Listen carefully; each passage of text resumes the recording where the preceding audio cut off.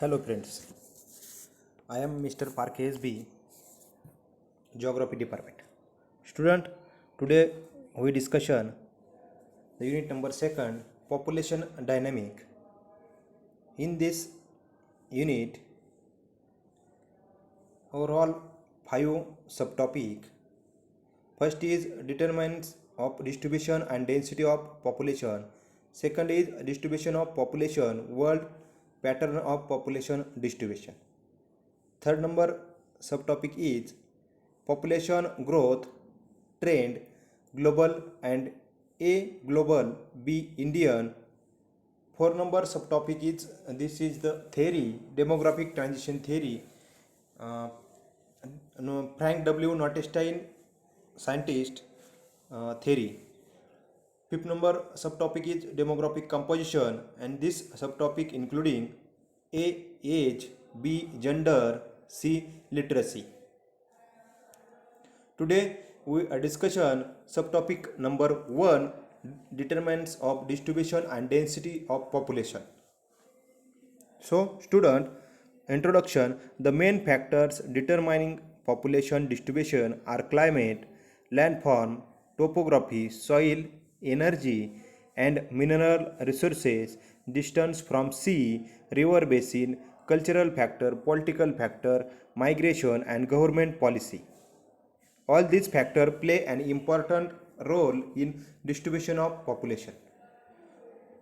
Student, when we study the population distribution, लोकसंख्येचं वितरण आणि त्याचं जी काही घनता आहे ती आपण ज्यावेळेस अभ्यासतो त्यावेळेस आपल्या लक्षात येतं की या लोकसंख्येच्या घनतेवरती आणि तिच्या वितरणावरती वेगवेगळे घटक परिणाम करतात. आणि मग हे जे घटक परिणाम करतात त्याच्यामधला हवामानासारखा घटक असेल, टोपोग्राफी म्हणजे भूरूप जे आहेत पृथ्वीवर त्या भूरूपांचा होणारा परिणाम असेल, मृदा असेल किंवा माती असेल, तिचा परिणाम, वेगवेगळे जे एनर्जीचे रिसोर्स असतील ते असतील किंवा समुद्रापासून असणारं अंतर असेल, नदीचं खोरं असेल, सांस्कृतिक, सामाजिक, आर्थिक, राजकीय हे जे घटक आहेत याचाही परिणाम लोकसंख्येच्या वितरणावर व वाढीवर प्रामुख्याने होताना आपल्याला दिसून येतो. त्याचबरोबर जे काही गव्हर्नमेंटच्या सरकारच्या ज्या काही सेंट्रल गव्हर्नमेंट आणि स्टेट गव्हर्नमेंटचे जे काही लोकसंख्येच्या विषयी जे काही पॉलिसीज आहेत त्या पॉलिसींचा आणि स्थलांतराचा परिणामही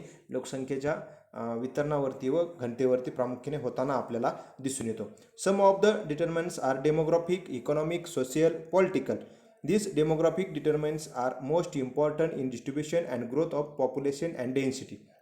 It influence through fertility, mortality and migration level. मग हे जे परिणाम आहेत हे घटक जे परिणाम करतात ते त्याच्या लोकसंख्येची जी काही जन्मदर असेल, मृत्यूदर असेल, त्यांचं स्थलांतर असेल या घटकांना अनुसरून त्या ठिकाणी करताना आपल्याला दिसून येतात. मग कोणकोणते घटक परिणाम करतात तर ह्या घटकाला अनुसरून इतरही काही घटक या घटकांचे उपघटक परिणाम करतात. त्यामधला फर्स्ट आहे टेरेन, सेकंड आहे क्लायमेट, थर्ड नंबर आहे soil, four water bodies, fifth mineral resources, 6 number industries, 7 transport, 8 number urbanization, 9 number political factor and 10 number religious factor. These some factors are affecting the distribution and pattern of rural settlement in the overall the world. So first we study the first factor, terrain. This is the most important factor in population distribution and density of the overall the world.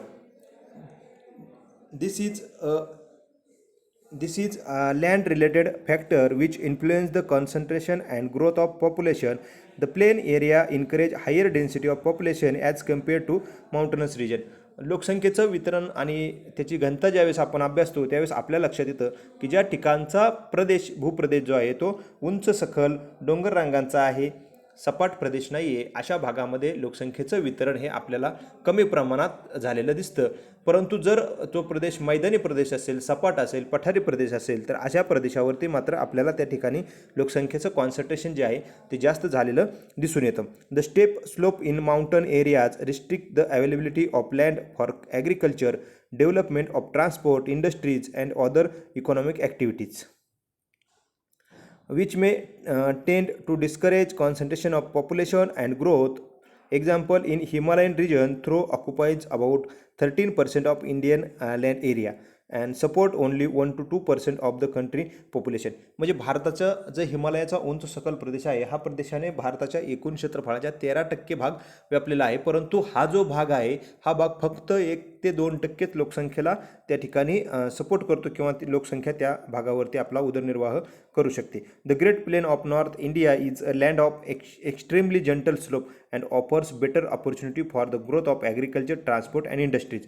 परंतु जर भारतामधील जे काही नद्यांचा खोऱ्याचा प्रदेश आहे, गंगा नदीचा खोऱ्याचा जो काही प्रदेश आहे, हा प्रदेश जंटल स्लोप आहे, एकदम कमी उताराचा प्रदेश आहे आणि या प्रदेशामध्ये मोठ्या प्रमाणात आपल्याला त्या ठिकाणी जे काही लोकसंख्येची वाढ आपल्याला दिसून येते आणि त्या स्लोपाचा किंवा तो काही प्रदेशाचा जो काही सपाट भाग आहे, त्या सपाट भागामुळे त्या ठिकाणी शेती चांगल्या पद्धतीने करता येते, वाहतुकीच्या सोयीसुविधा चांगल्या उपलब्ध आहेत आणि इंडस्ट्रीज मोठ्या प्रमाणात डेव्हलप होताना दिसतात.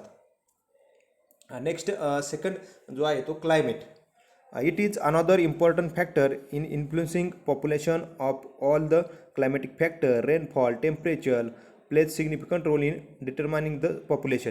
लोकसंख्येचा वितरण आणि घनतेवरती होणारे जे वेगवेगळे घटक आहेत त्यातला हवामान हा घटक अत्यंत महत्त्वाचा दिसून येतो. मग हवामानामध्ये तापमान असेल, पर्जन्य असेल, वारा असेल, असे जे वेगवेगळे घटक आहे, ह्युमिडिटी, आर्द्रता असेल, असे घटकांचा मोठ्या प्रमाणात त्या ठिकाणी परिणाम होताना दिसतो आणि हे घटक ज्या ठिकाणी मानवाच्या वसाहतीसाठी किंवा शेतीसाठी अनुकूल आहेत अशाच ठिकाणी लोकसंख्या जास्त आढळून येते आणि ज्या ठिकाणी एकदम एक्स्ट्रीम वेदर आहे त्या ठिकाणी मात्र ही लोकसंख्या एकदम अत्यल्प प्रमाणात आढळून येते. म्हणजे उदाहरण द्यायचं झालं तर वाळवंटी प्रदेशामध्ये दिवसाचं तापमान जास्त असतं आणि रात्रीचं तापमान कमी आढळतं. त्याचबरोबर गोबीसारखं जे थंड डेझर्ट आहे, भारतामधलं द्राससारखं जे थंड ठिकाण आहे, अशा ठिकाणी तापमान अत्यंत कमी असते आणि त्यामुळे त्या ठिकाणी लोकसंख्या जास्त प्रमाणात तग धरू शकत नाहीत किंवा राहू शकत नाहीत आणि त्यामुळे त्या ठिकाणी त्याच्यावरती हवामानाचा परिणाम होतो. परंतु जर इतर काही नद्यांच्या खोऱ्यांचा प्रदेश घेतला तर त्या ठिकाणी हवामान चांगलं असल्यामुळे त्या ठिकाणी मोठ्या प्रमाणात हवामानाचा चांगला असा परिणाम त्या ठिकाणी दिसून येतो. Third number is soil. It is an vital factor इन determining in the diversity of population density in an overall mainly agriculture country like India. Fertile soil support higher population density while infertile soil leads to low density.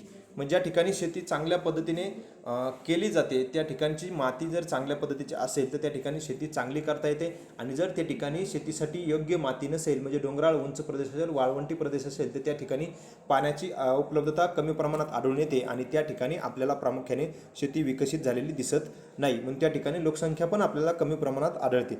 In the northern plain of India, the soil is regularly enriched by annual floods of the great rivers like Indus, Ganga, Brahmaputra, Godavari, Krishna and their tributaries.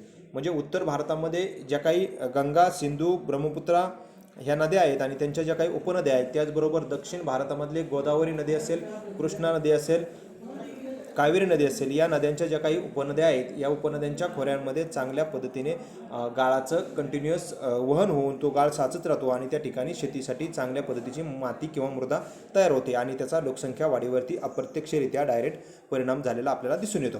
The fertile soil is an area of high population density. The coastal area have fertile soil and area is high population density. Infertile soil are not capable for supporting high population density.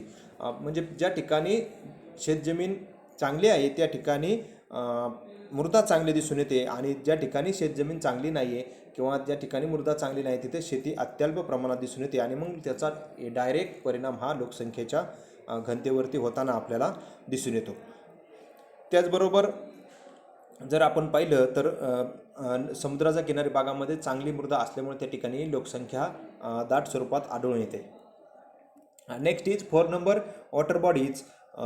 The availability of water is plays significant role in determining the population distribution of a given area. Water is the necessity of several purposes including irrigation, industry, transport and domestic affairs. Rivers are the greatest source of fresh potable water. Therefore most of the population is concentrated in the areas living rivers and valleys. ज्या ठिकाणी पाण्याची उपलब्धता चांगल्या पद्धतीने आहे, शेतीसारखा व्यवसाय त्या ठिकाणी करता येऊ शकतो, औद्योगिक वसाहती निर्माण करता येऊ शकतात, अशा भागामध्ये आपल्याला लोकसंख्येचं कॉन्सन्ट्रेशन झालेलं दिसतं किंवा त्या ठिकाणी पॉप्युलेशन जास्त प्रमाणात एकवटलेली दिसते. मग महाराष्ट्राचं जर उदाहरण घेतलं तर मुंबईसारखं शहर असेल, पुण्यासारखं शहर असेल, त्याचबरोबर नाशिकसारखं शहर असेल, नागपूरसारखं शहर असेल, अशा ठिकाणी पाण्याची उपलब्धता असल्या कारणाने त्या ठिकाणी विकास झालेला आपल्याला दिसून येतो. Next is 5 number, mineral resources. Mineral act as great source of attraction for people from different areas which result in higher density of population. छोटा नागपूर प्लॅटो ऑफ झारखंड. म्हणजे ज्या ठिकाणी वेगवेगळे खनिज साधन संपत्तीचे स्रोत आहेत, मग त्या स्रोताला अनुसरून त्या ठिकाणचा जो काही प्रदेश आहे त्या प्रदेशावरती आपल्याला लोकसंख्येचा विकास वाढ, घनता वाढलेली लोकसंख्येची दिसून येते. मग त्याच्यामध्ये भारतामधला जो काही छोटा नागपूरचा पठार आहे अशा प्रदेशामध्ये आपल्याला लोकसंख्येचं कॉन्सन्ट्रेशन झालेलं दिसून येतं. Next is industries.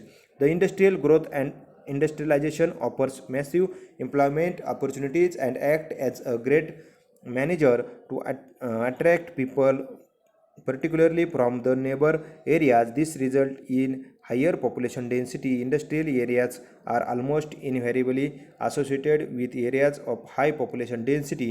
Pune, Mumbai, Noida, West Bengal, Bihar, Orissa, Gujarat and Maharashtra. म्हणजे ज्या ठिकाणी औद्योगिक वसाहती निर्माण झालेल्या आहेत त्या ठिकाणीही लोकांना जास्त प्रमाणात चांगल्या सोयीसुविधा निर्माण होतात आणि लोक त्या ठिकाणी मोठ्या प्रमाणात राहू शकतात. आणि या सोयीसुविधांमुळे भारतामध्ये पुण्यासारखं शहर, मुंबईसारखं, नोएडा, पश्चिम बंगालमधील वेगवेगळी शहरं, बिहार, गुजरात, ओरिसा, महाराष्ट्रामधील शहरं जे आहेत ती विकसित झालेली आपल्याला पाहावयास मिळतात. Next is transport system. The growth of population is directly proportional to the development of transport facilities. The northern plain of India has a dense network for transport routes and is densely populated region of India. Example, the peninsular plateau has moderate network transport route and it is a moderately populated region of India. भारतामध्ये जे काही मैदानी प्रदेश आहे त्या मैदानी प्रदेशामध्ये transport system चांगल्या पद्धतीने विकसित झालेली आपल्याला पाहायला मिळते. मग ते रोड ट्रान्सपोर्ट नेटवर्क असेल, रेल ट्रान्सपोर्ट नेटवर्क असेल, याचाही विकास मोठ्या प्रमाणात दिसतो. त्याचबरोबर सी ट्रान्सपोर्ट सिस्टीम असेल किंवा त्यालाच आपण वॉटर ट्रान्सपोर्ट फॅसिलिटीज म्हणतो, या विकसित झालेल्या दिसतात समुद्राच्या किनारी भागामध्ये. आणि मग त्यामुळे त्या ठिकाणी पॉप्युलेशनचं कॉन्सन्ट्रेशनही आपल्याला जास्त प्रमाणात पाहायला मिळतं. परंतु ज्या भागात या फॅसिलिटी अपुऱ्या स्वरूपाच्या आहेत त्या ठिकाणी लोकसंख्येचं कॉन्सन्ट्रेशन हे अत्यंत कमी प्रमाणात दिसून येतं. 8 number is urbanisation. The urbanisation and population concentration go hand in hand. There is a close relation each other. All the urban centers are marked by high density of population. Kolkata, Chennai, Great Mumbai, Hyderabad, Delhi, Chandigarh. All these cities have population density of over 4,000 person per square kilometer. म्हणजे ज्या ठिकाणी शहरीकरण मोठ्या प्रमाणात किंवा नागरीकरण मोठ्या प्रमाणात झालेले आहे त्या ठिकाणी हाय डेन्सिटी पॉप्युलेशन दिसून येते. मग ही 4,000पेक्षाही जास्त प्रमाणात असू शकते. मग कोलकाता, चेन्नई, बृहन्मुंबई, हैदराबाद यासारखी, दिल्ली, चंदीगड यासारखी जी शहरं आहेत भारतातली मेट्रोपॉलिटन सिटीज म्हटलं जातं, त्या ठिकाणी आपल्याला पॉप्युलेशन कॉन्सन्ट्रेशन हायली दिसून येतं. Next is political factor. This is most important in concentration of population. In political factors we study the basic structure of politics and government. Population not only influence on the political stability but also it is more important interrelationship between development and stability. Political stability support favorable condition to attract the people in particular location. The pull factor effect on migration. The people migrate for better economic and social life. 10 number is religious factor. Religion is the base of society. The religion factors affect on the population pattern, structure and distribution. Religious belief are distinct to religious practice and behavior. Religion has a positive effect on population growth. The religion belief in balance people to move or change the location. Christian, Hindus, Muslim, Buddha, Sikh, Jain, Parsi. These are the some religious factor religious in India. These are the related to the factor affecting the population distribution and density.